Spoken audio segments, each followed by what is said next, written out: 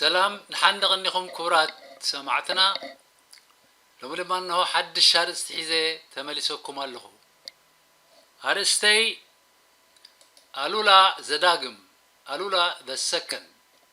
زبليو نوم بار كغرب لكم ألولا زداقم ألولا ذا السكن رادي خفله باشاي مسكرم حاده كلتشحن عسرت تشعتن تناي مودعتا فتنه وررا ابلع لهاجرا وخبرن ولاونتن حزب اترا تريفا زلا ፖለቲካዊ ሸፈት ቁንቁኛ ትግራይ ትግርኛ እዛ መሳምንታዊት ፖለቲካዊት ፈተነ እዚኣ ብቆራጽ መኸተ ህዝቢ ኤርትራ ፈሺላ በሃጽያዊት ኢትዮጵያ ተተኪኣ ብረታዊ ፍልሚያ ብተባዕ መራሒ እድሪስ ዓወተን በአጻብዕ ዝቁጸሩ ብጾቱን ብ1961 ብሓደ መስከረም ካብ ሱራ ንኽትምንቆስ ናይ ጢት ኣዋጅ ተኣዊጅላ እዩ ታሪኽና ስሩሑ ሰሪሑ ብ1991 ነፍሰ ጾር ናይ 30 ዓመት ሰውራና ሃገረ ኤርትራ ተቦኪራ ናይ ጥዕና ጉድለት ግዳ ኣጽኒሓ ህፃን ኤርትራ ሃገርና እነሆሎሚ ዳግማዊ ኣሉላ የንጸላልዋ ኣሎ ከምቲ ቅድሚ ሕጂ ኣብ ዝሓለፈ ሕታማተይ ዝበልክዎ ሓደን ወድዓዊ ወይ ንህሉ ኩነታት ክመዝን ዘይክእል ክመርሕ ወይ ክምራሕ ኣይክእልን እዩ ኢለ ነይረ ሕጂውን ካብኡ ኣይወፅእን እየ ከምታ መዝሙረይ ናይ ቅድሚ ልዕሊ 40 ዓመት ኣጋወጋሕታ ድቕድቕ ጸልማት መሪር እዩ ቃልሲ ጥቃምዕዋት እትብል ሕጂውን ኣብ ኣጋወጋሕታ ኣብ መሪር መድረኽ በፂሕና ከም ዘለና ክሕብር ፈቱ ሓበሬታይ ኩሉ ግዜ ኣብ ግዳማዊ ዓለም ነቶም ደቀይ ይኣክል ኣብ ውሽጢ እውን ነቶም ደቀይ ፈንቅል እዩ ኣብ ኣጋወጋሕታ ኩሉ እዩ ዘፍልጥ ካብ ኢትዮጵያ ዝቐበፀ ናብ ትግራይ ትግርኝ ዝመረፀ ኣብ ኤርትራውነቱ ዝረገፀ ተሓዋዊሶም ስለ ዘለው ይኣክልን ፈንቅልን ዓብ ሓላፍነት ተሸኪሞም ኣብ ናይ ምጽራይ መድረኽ በፂሖም ከም ዘለው እዚ እዋን ይዛረብ ኣሎ ከምቲ ኣቐዲመ ኣብ ዝሓለፈ ሕታማተይ ዝበልክዎ ኢሳያሳውያን ዓባይ ኢትዮጵያ ፈሺላቶም ትግራይ ምቅብባል ኣብያቶም ትግራይ ትግርኝ ትዝ ኢላቶም ኣብ ንሳ ደኾን ተሓይሽ ዝብል ፖለቲካዊ ዓዘቕቲ ኣትዮም ብዝተፈላለየ ማእዝናት ውጥም ቅልቅል ክብሉ ይረኣዩ ኣለዉ ዓበይቲ ካድራቶም ከም በዓል ኣብ ጥቕሲ ተመራማሪ ኣማኑኤል ሳህለ ዝኣመሰሉ ኣብ ናፍቆት ናይ እኖታዊ ሓደገ ትውልድ ኣትዮም ኣብ መስፍናዊ ድሕረት ጠንቀላዕላዕ ክብሉን ኤርትራዊ ሃገርነቶም ከህስሱን ናይ ቀቢፀ ተስፋ መደረ ከቃልሑን ክትርኢ ከለኻ መን ምስ መን ተሓዋውሱ ይቃለስ ከም ዘሎ ምልላይ ስለ ዝሕግዝ ዝሓፍር ክሓፍር ዝፍክር ክፍክር እዩ ከይበልኩ ክሓልፍ ኣይደልን ሕጂውን እቶም ትከታተሉኒ ኣብ ዝሓለፈ ሕታማተይ ኢሳያስ ፍቐዱ ቀጥዒ ዘይብሉ ፖለቲካዊ ጠንቀላዕላዕ ኣብ ዝብለሉ ንኤርትራዊ ህላውነት ክብልልን ንትግራወት ከነኣስን ንኣመራርሖም ከስተናዓቐን ከሎ ተጋሩ እንታይ ትገብሩ ከም ዝበልኩ ትዝክሩ ትኾኑ ኣብ ትግራውነትኩም ይኹን ኣብ ሃገረ ኤርትራ ዘለኩም መርገጽ ኣብ ናይ ልሳን ደገፍ ሊፕ ሰርቪስ ጥራይ ተወሲኑ ክተርፍ የብሉን እውን ኢለ ነይረ ሕጂውን ኣብ መትከለይ ከም ዘለኹ ክሕብር ፈቱ ናይ ዘበኑ ኢትዮጵያዊ ቅዋም ዓንቀጽ 39 መትከል ነፍሰ ውሳኔ ክሳዕ ምግጻል ክጥቀም ዝደለየ ኩሉ ኣብ ሃገራውነቱ ተኣማሚኑ እምበር ብዋጋ ዝኾነ ይኹን ጉርብትና ክኸውን ስለ ዘይብሉ ታሪኻውን ስነ ፍልጠታውን መወከሲ ኣገዳስነቱ ወሳኒ ምዃኑ ዝምልከቶ ዘበለ ኩሉ ክርዳእ ይግባእ ሃገርና ኤርትራ ነታ ናይ ገዛእ ርእሳ ሃገራዊ መወቀልን ዕብየትን ኣለዋ ንሱ ከዓ ብቃልሲ ደቃ ተረጋጊጹ እዩ ዳግማዊ ኣሉላ ኢሳያስን ዕሸላዊ መስፈናዊ ፖለቲካዊ እምነቱን ምስ ዘበናዊት ይኣክለ ፈንቅል ኤርትራ ዝምድና የብሉን ብወገነይ እቲ ኣብ ቀረባ ዝርከብ ዝዓበየ መሳርሒ ናይ ዓለም ለኻዊ ሃፀይነት ዓለም ለኻዊ መስፍንነት እዩ ዳግማዊ ኣሉላ ከዓ መስፍናዊ ትሕዝቶ እዩ ፍቶ ጽላዕ ቅጫኻ ብላዕ ስለ ዝኾነ ቀቅጫና ክንበልዕ ጥራዩ ዘዋፅኣና ብተንተና ናይ ቀቢፀ ተስፋውያን ብቋንቋ ኣባ ብላህጃ ኣባ ጌርካ ሃገራት ክሰርሕ እንተደኣ ኮይንካ ክሳዕ እዛ ደቂቕ እዚኣ ሃገር ትበሃል ድሕሪ ካልኣይ ውግዕ ዓለም የላን ምባል ይቐልል ግን ኣብ እርጋኖም ፀይቐሎም ጥቕመ ፈሊጣውያን ስለ ዘጋጥሙ ታሪኽ ንዝገርምን ዘይገርምን ክምዝግብ ግድን እዩ ኣሉላ ዘዳግም ክፍጠር እንተደኣ ኮይኑ ይኣክል ዘዳግም ፈንቅል ዘዳግም ዘይፍጠረሉ ምክንያት እንታይ ኣሎ ሎሚ ጥራይ ዘይኮነ ኣነ ኤርትራውነት እንታይ ምዃኑ ኣስፊሐ ገሊፀ ብመወለድኩም ኩርዑ ኣብ ሃገራውነትኩም ከዓ ጽንዑ ኢለ ዝኾነ ይኹን መወለድ ዘለኩም መሳርሒ ኣሉላ ዘዳግም ከይትኾኑ ክትጠንቀቑ ይግባኣኩም ዝኾነ ይኹን ሕሱርን ድሕሩን ናይ ወለዶ ሓረግ ከናእሰኩም ዝፍትን ከዓ ብሃገራውነትኩም መክትዎ ኢለ ኣነ መን እየ ንስኻ ኸ መን ኢኻ ምባል ክርሕቀኩም የብሉን ኣሉላ ዘዳግምን ፍልስፍንኡን ኣብዚ ከምዚ ዝኣመሰለ መኸተ ምስ እትዝንግዑ እዩ ዝዕወተልኩም ኣብ ታሪኻዊ ምዕባለ ሕብረተሰብ ካብ ርእሰ ማልነት ናብ መስፍንነት ትምለሱ ከም ዘለኹም ኣስተውዕሉ ንእግረ መገደይ ኣብዚ መድረኽ እዚ በመትከል ብዙሕ ተስፋ ዝህብ ምልክታት ናይ ኤርትራዊ ሃገርነት ኣገባብ ቃልሱን ይርአ ምህላው ተዓዚበ ኣለኹ ንሱ ድማ ይኣክል ምስቲ ኩሉ ሕልኽልኻቱ ኣድህቦ ነባራት ውድባት እንዳረኽበ ይኸይድ ምህላው ንዕዘብ ስለ ዘለና የኣክላዊ መኽሰባትና ውህላልዩ ከይጠቐስኩ ክሓልፍ ኣይደልን ምስ ይኣክል ደው ክንብል ኢና ዝከኣለና ከዓ ክንገብር ኢና ዝብል ተባዕ መደረ ስምረት ሰለስተ ውድባት መጋባያ ፍራንክፈርት ናይ ሓደለ ዩኒዮን ፎር ዲሞክራቲክ ቼንጅ ብሓደ ወገን ከምኡውን መደረ ተጋዳላይ ሕሩይ ተድላባይሩ ዓብይ መደረታት ማዕረ ንይኣክል ግደፍዎ ነፍሱ ይወድብ መራሕቱ ከዓ ይሃንድስ ኣብ ማእከሉ ናይ ውድባት ቀንጠብጠባ ያድልን ዝሕላገቱ መልእኽቲ ምስ ፖለቲካዊ ወነይ ስለ ዝኸይድ ኣድሚቐ ክጠቕሶ ደስ ይብለኒ ክንጥንቀቆ ዘለና ነገር ግን ኩሉ ግዜ ኣሎ ንሱ ከዓ ኣብ መንጎ መትከላዊ እምነትን ኣብ መንጎ ተግባራዊ ተበግሶን ዘሎ ዝምድና ምልላ እዩ ምክንያቱ ከዓ ብመትከል ኩላትና ኤርትራ ሃገርና እንዳልና ክንጭድር ዳርጋ ልምድና እዩ ብተግባር ክረአ ከሎ ግን ኣሰራርሓና እምነት ዝጎደሎ ምስጢራዊ ኣመራርሓ ዝተሓወሰ ምዃኑ ባዕሉ ታሪክ ይምስክር እዩ ገና እውን ከምቲ ኣብ ላዕሊ ዝበልኮ ኣብ ጌጋ ዝተሸሙ ስለ ዘለውና ተስፋና ምስ ጥንቃቐ ኦፕቲሚስቲካሊ ኮሽስ ክኸውን ኣለዎ ባህላ እየ ታሪክ ንሕስያ የብሉን ሂስትሪ ኢዝ መርሲለስ ኣወንታዊ ነጥበ መቐይሮ ፖዚቲቭ ተርኒንግ ፖይንት እንተርእዩ ግን ነቲ ኣወንታ ከም ሞራል ኮሜዲ ገይሩ ስለ ዝምዝግቦ ከም መእረምታ ወይ ሕክምና ናይ ዝሓለፈ ቁስሊ ወይ ናይ ዝሓለፈ ሕፅረታት ክውሰድ ይከኣል እዩ ስለዚ ኩላትና ነፍሰ ተፍትሽ ማለት ነፍሰ ወከሳ ክንገብርን ናብ ልኡላውነትናን መሳርሒታቱን ብተግባር ክንጥምትን እንተበቂዕና ዘይርሳዕ ኣወንታዊ ትርጉም ክህልዎ እዩ በዚ ምክንያት እዚ ከዓ ነዞም ኣብ ላዕሊ ዝጠቐስክዎም ኣካላት ከም ውድባዊ ውሳኔ መጠን ተዓወት ኩዶስ ክብሎም ኣፍቅዱለይ ከም ውልቀ ሰባት ግን ቅድሚ ሕጂ ንብዙሓት ብሓፈሻ ስለ ዘመስገንክዎም ምድግጋም ኣየድልየንን ሓደ ዓብይ ተርእዮ ግን ኩላትና ክንጠቕሶን ከነመስግኖን ዘለና ሰጊርና ክንሓልፍ ዘይግባእ ንቕሎ ናይ ኣዴታት ኣሎ እዚ ንቕሎ ናይ ኣዴታት ናቱ ፍሉይ ታሪክ ዘለዎ ሃብታም ንብረት ልኡላውነት ኤርትራውያን እዩ ማህፀን ይኣክል ፈንቅለውን ንሱ እዩ ማህፀን ናይ ኩሎም ውድባትን ውልቀ ሰባትን ተቃለስትን እውን ንሱ ባዕሉ እዩ ማህፀን ናይ ሰራዊት ምክልኻል ኤርትራውን ንሱ እዩ ኣፍ ልብን እንግድዓን ልኡላውነትና ንሱ እዩ ብዛዕባ ኣዴታትን ብሓፈሽኡ ደቂ ኣንስትዮን ዝፀሓፍክዎን ዝመደርክዎን ውሑድ ኣይኮነን እቲ ካልኣዩ ዝለዓለ ዝፀሓፍክዎን ዝመደርክዎን ብዛዕባ መንእሰያት እዩ ነዚ ክልቲኡ ሃገራዊ ድፋዕ እንድሕር ረኺበ ደኣ እሞ ብዳግማዊ ኣሉላ ንኹነታት ምምዛን እንተዘይኮኑ እንታይ ዘሰክፍ ኣለኒ ንንቕሎ ኣዴታት ምስ ደቀን ከዓ ተዓወት ኩዶስ እንደገና ክብሎም ኣፍቅዱለይ ብሕፅር ዝበለ እቲ ማእዝን ማለት ማእከል ናይ ቃልሲ ኣብ ዝሓለፈ ሕታመይ ዝበልኮ ዓንዲ ማእከልነቱ እንዳተነፀረ ክኸይድ ከሎ ካብ ኣባት ነገር ይኹን ማለት ካብ ቀንዲ ጭብጢ ዝሃድምን ናይ ሕልኽልኽ ፈተነ ረብሓ ኣልቦ ዝኾነ ንኣሉላ ዘዳግም ናይ ዕንቅፋት ዕድል ዝህብን ባዕላዊ ፍሹል ዝኾነ መባኸን ግዜ ውዕሎታት ኣብ ትንፋስ ሕፅረት ይርከብ ምህላው ጋህዲ ኮይኑሎ ሃገርና ኤርትራ መሰል ሰባ ጥራይ ዘይኮነስ መሰል ኩሉ ልኡላውነታ ተጋሂሱ ስለ ዘሎ ደው ክንብለላ ምእንቲ ክንበቅዕ ንጹር ተንታን ናይ ፖለቲካዊ ዕጥቂ ክህልወና ኣለዎ ልኡላውነትና ዶብ ምሕንፃፅ ጥራይ ኣይኮነን ኩሉ እቲ ኣብ ክሊ ዶብ ዘሎ ንብረትና ምስ መሰላቱ እዩ ንሱ ከዓ ብዶብ ምሕንፃፅ ጥራይ ዝረጋገፅ ኣይኮነን መሰል ጽቡቕ ኣየር ምስትንፋስ መሰል እንስሳታት መሰል ኣረጋውያን መሰል ኣዴታት ኣቦታት መሰል ህፃውንቲ መሰል ኣግራብ ወዘተረፈ ዶብ ምሕንፃፅ ኣይረጋግፆን እዩ ስለዚ እቲ ኩሉ ተረጋጊፁ ዘሎ ልኡላውነትና ብግቡእ ፖለቲካዊ ትርጉሙ ክርዳኣና ኣለዎ ኣብዚ ቀረባ ሰሙናት ክልተ ተዋሳእቲ ሆሊውድ ሚሌይ ሱሩስን ሊያም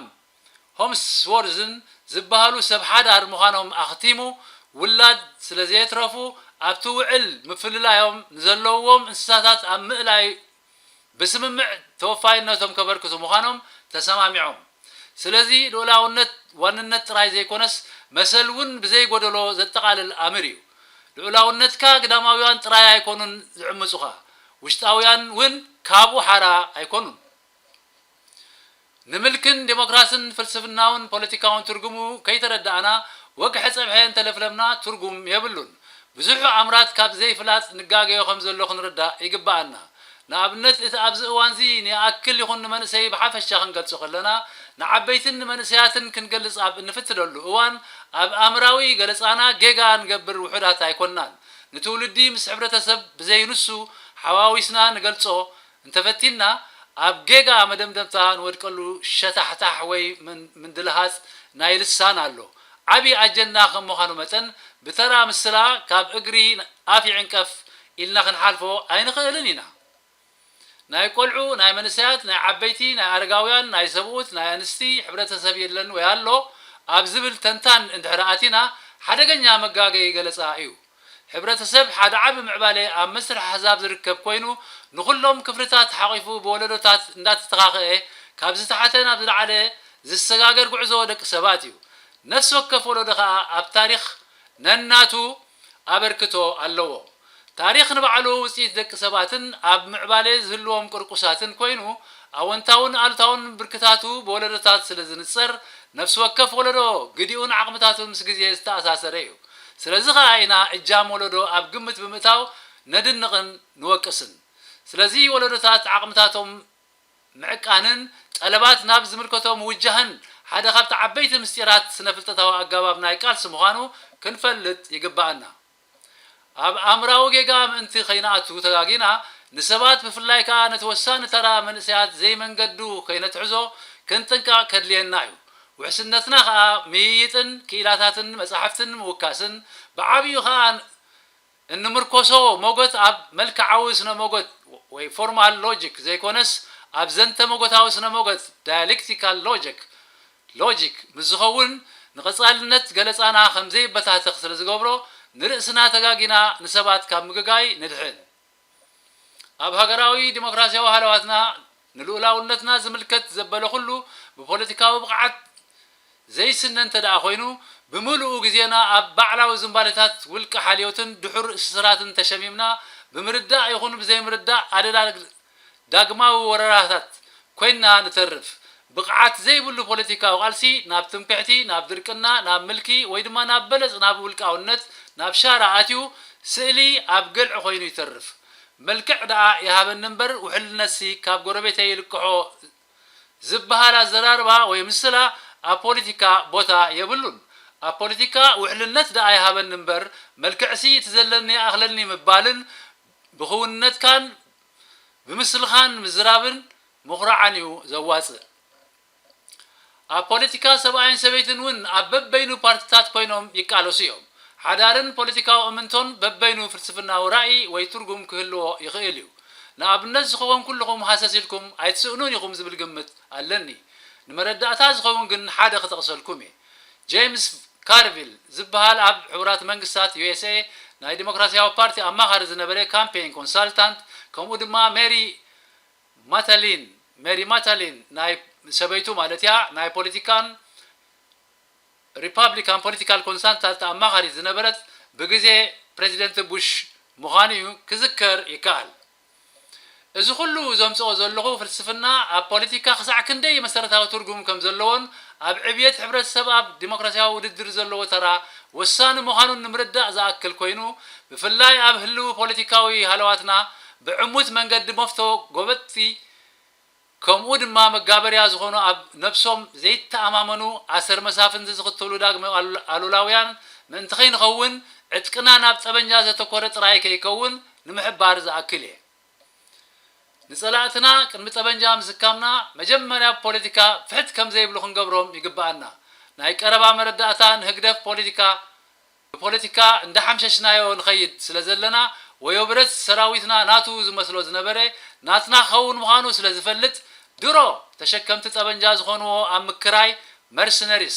ይርከብ ምህላው ምልክታት ይስማዓን ይውረን ኣሎ ስለዚ ክቡራት ኤርትራውያን ብሓፈሻ ብፍላይ ከዓ ይኣክለ ፈንቅል ነብሪ ጎልጎል ኤርትራ ኣብ ቅድሜና ዘለዎ መሰናኽል ኣብ ግምት ብምእታው ዕጥቅኹም ብኩሉ መዐቀኒታት ከም ሓደ መስከረም ሸት ክብል ኣለዎ በማለት በዝናይ ሎሚ ዕለት ኣጋጣሚ ንመስከረም 1961 ቀዳማይ ብረታዊ ዕጥቅና ንምዝካር ዝኣክል በታ ኤርትራ ባሕቲ መስከረም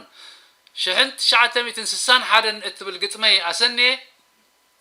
ናይ ሎሚ መልእኽተይ ክዛዝም እየ إنهم بار إرترا بعد مسكرم شحنت شعات تميتن سسان حدن رد غفلة باشاي إرترا هاجري دندس بحري نصلاتي تحايرا نبري كنت تحفر استدفري تولي يوم جقان نسب سري سب عين سبيتن معرة كابيد آموسو بعال ماري قلي دفوخي بهايمانوت بدحور زنبالي وقننت وق حسب حيسي إنك غصانت دوب يبلناني لوم يزاربو صنحي لوم بدوب يساببو صار سلام حسوت زربربو حنسا يوردخين عداقا حسور كشاتقي بزي واقا ها مسبلينا يورار منقاقا أبقرعات زبانكي ببتارا كلهم يسعسعو خدا سبرا وفراغ ذاتي قرامرا قلي السر قلي أسر قلي دما يرشن تخدني يبلك فدرشن قدام صارتو زي ما تنكششن بلا على زمسات عمصصي بتحت زمسات قعصصي بسم بتن كوخيتو ترقسي حنسا يتقبلكي اوتونومي عبزي كون نجر كتفرمي قراتي بكسكاريم كتكرمي تسرقيو بقدام زمساي صنحكي بوشت ملاصي فالحوقي يد دحري وصاصي يقربخي احواتنا الهم تاريخ مسافنتي لقاقيبهم بترقن كل ساعه ما اقرهم بسيطان وشاطئ تقبتي كم قصلي ترقفي تشمتاتي بوشتن بدقن بالحسنتي زز ولدك يوم يحيرو انتاي نقبري لهم كي مخرو ناتكنا براسم بذا مريرو كندن قدبيت نحري ترينا كم سيتلوت عند جو فرينا سب بريسو هرار تغيرنا قدام هاجر حنسا زي تعرف كم عفنا مشلا وترو انشف سب حاسيرو خم قصلي يرقف فرايت ديكم كن لو هاد عقوارنا يكبدخنا بيكده كم تانا يقدم كجقنا حده شفت تباهلا مسكرمتي بزيك العالم بزي حنكي درو ترسعو صنع بركي كي تمهرو ممهران كوينوم تماغوتي وحاس جميرهم اقبئ كم زلو من كنقرهم من سيكي تحاحيرا نبري تامستير نقري يوم بري ذكرلون مسكرم بخري تاريخ زنقع زي مبابي زربا قلبو زي ربربه لسان عشان مكرا صبه مسكرمنا نايك السنا بدو كحيدوكي تنكلعيت فردو موداقو زي ترفو سم لمادو تفتل بليو من سيكي بعال صنع منات بعال بركي نعقدو ملأخ طفيبكي مسكرم هاقري صعنات زي خبدا مريت آدال مريت باركا صعدا تبقى سنبري مقشال مادا شفتا تباهلو عدك سريك وعنقوانا يجان هوي استقبري لسان درقي رحو السفري سلام حدا مسكرمنا مباقتاويت مهصن طبنجانا زل عالم تنقعرر مساريانا طيت آدال سماي زنقعررت تقسجقنا تاريخاويت برت مقالحنا يقدل ذا أوجت اللالو تازنار تخازنا قيانا يقداموت تزيلنا ترقمنا يمسكرم كبرهالنا دانيا ورار زي كون يفرد بزنبت المكرا يورد هاقر ما مسكرم تولد حجقة تولد ورحمنيا المسكرم حدا تبريا حنا تفديلنا أصميا تعقصوا يبلنا سرتنا صنيتو اب كبدنا اتيوم بعل كنتو تسددوا يبلنا ام سياقتوتو انت جقنا حزبي تلعل علي مقحنا ارمين بتكا بحيلي ندقرد دخاتاي زخون عقلي زواص سمعايو اذن تليوكا نساتهم بحو مسكين ترايدكا ذكرن بر تاريخ مسكرمكا ناب سدت امريعو هاغرو طنطينو مقزفت بزيحو ود سبدنينو مسكرم ذكر دخون تساينو من سيبرسو بتخص طلامات زعبيهم سينهم بزيحهم زختامات اشنت نقيسو وحيدهم لبامات عبايناي كبساقولاتات يوردهم عبايناي متحت لعلي يديبهم كند بدديتهم تغوتيتهم ام بالله مبالي وخم مسكرم محل هاجرن من تايطلم سلام خنقس زلالم معسكرنا يهقدف يبقع ساعاتاتا زختب كيركب حدا متكاتا سراويت لبمو كركب افويتا كاب ماس خبرتا مرعات تسنبدو كاب نقد مرعوتي اغابز وسدو بالحالتا سيطان حزبنا نديدو انببل من سي كبرتا يا شيطان ناين دامن تكنا ناين دامن عطان عين خازع كعورو سبز مسل سيطان حنت فابريكوم معلما نايكسي شخايب لغشي ولا نفلاسي هقرف ترايدانيا كله تخصاصي من سيكتتو بلو تبقسو قروزاتي ترفو عقدهم زفرسو تاريخهم زقبرو سنفنا زورسو قبز تصويعو عبد زبقاقي مسكدع عشاري وتاريخ صيقي بدلخ كدعات لبو زرقاقي مسكرم زيادة መራሒት ላም ደወላብ ክሳዳ ክንደይ ውሕጂ ዝኽፈል ዕዳ ጎበዝ ተላዒሉ ብዓለም ለኻዊ ከምኡ እንዲኽንስ ክትፈትዊ ኣብ ውሽጢ ኸ ኣለዎ ድጉል ሓዊ ኣደ ጅግና ጥይት ዝተኮሰ ሓንሳብ ምስ ወፈረ ዘይተመልሰ ጠበንጅኡ ንህዝቢ ዘውረሰ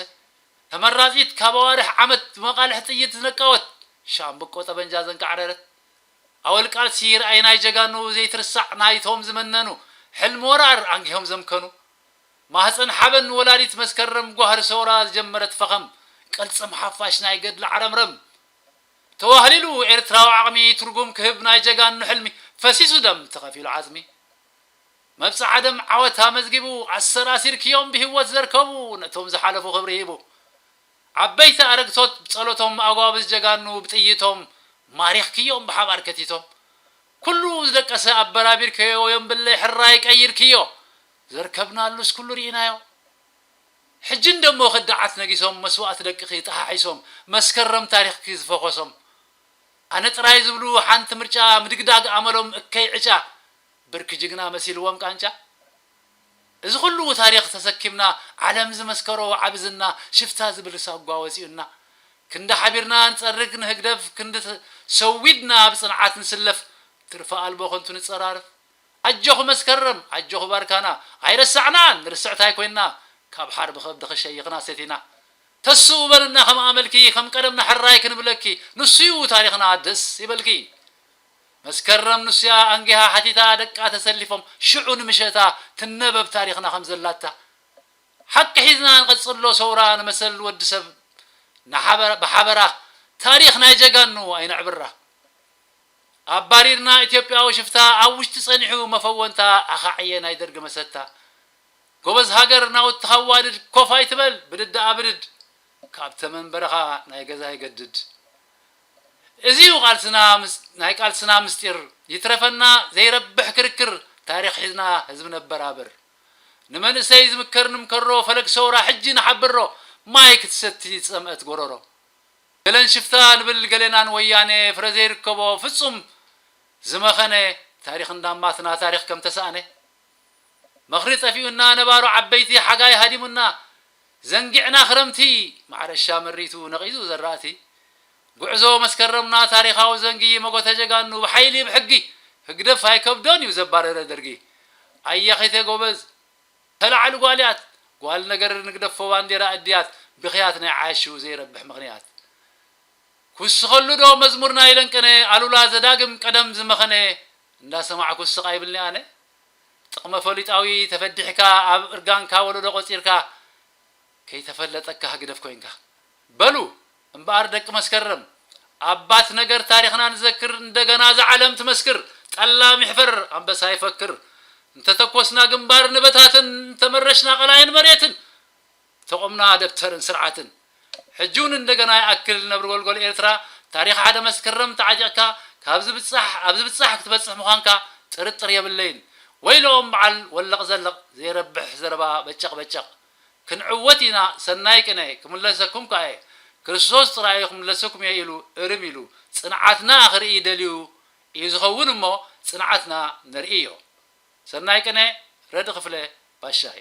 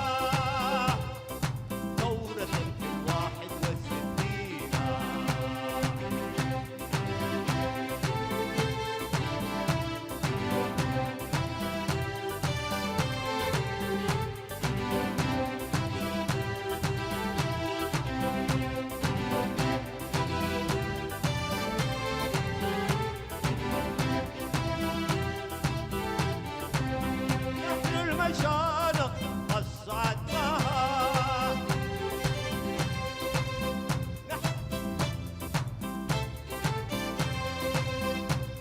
نحن المشانق أصعدناها نحن السجون قد دخلناها نحن السجون قد دخلناها من أجل أنبى الأهداف من أجل أنبى الأهداف من أجل أنبى الأهداف نحن العذابات شربنا كنا من أجل مصلحة كنا من أجل مصلحة الملايين كنا من أجل كل هدفين كنا من أجل كل الهدفين ورفضنا كل ذل ورفضنا كل ذل وأعلناه أعلناه وأعلناها ثورة للواحد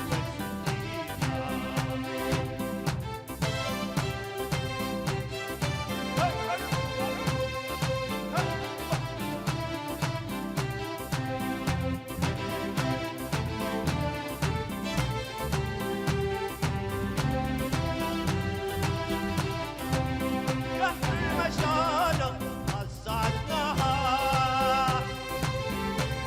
نحن المشانق أصعدناها نحن السجون قد دخلناها من أجل أنبى الأهداف من أجل أنبى الأهداف من أجل أنبى الأهداف نحن العذابات شربنا لا من أجل مصلحة الملايين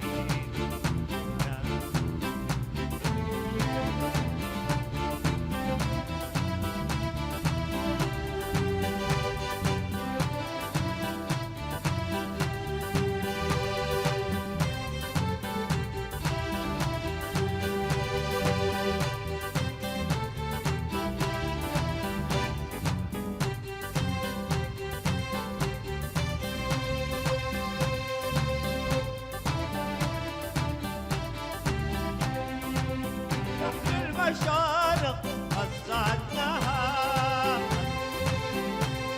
نحن المشانق أصعدناها نحن السجون قد دخلناها نحن السجون قد دخلناها من أجل أنبى الأهداف من أجل أنبى الأهداف من أجل أنبى الأهداف نحن العذابات شربنا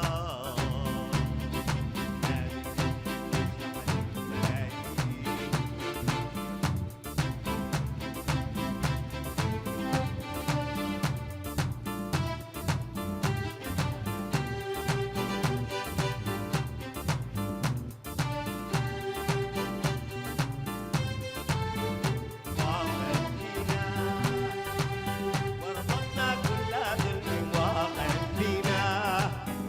وأعلناه أعلناه وأعلناها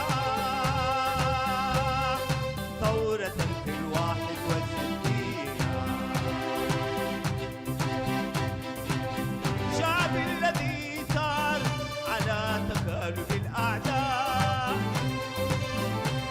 شعب الذي سار على تكالب الأعداء شعب الذي سار في الواحد والستين شعب الذي سار في الواحد والستين لاح لاح لاح لاح على العمر انتصاره المبين قولوا معي لاح لاح لاح على العمر انتصاره المبين كنا من أجل مصلحة الملايين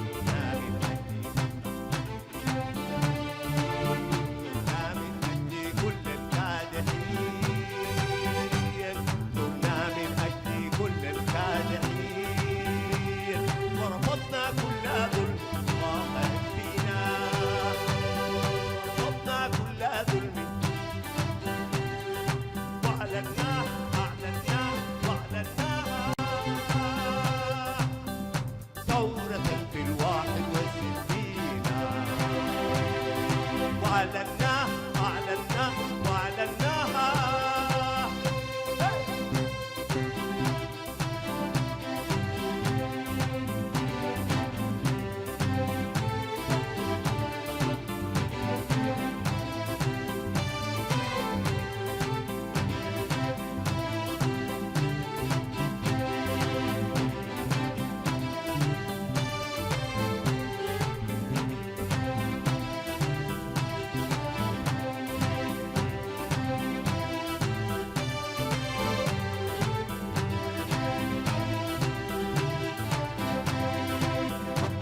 قال العامل أمة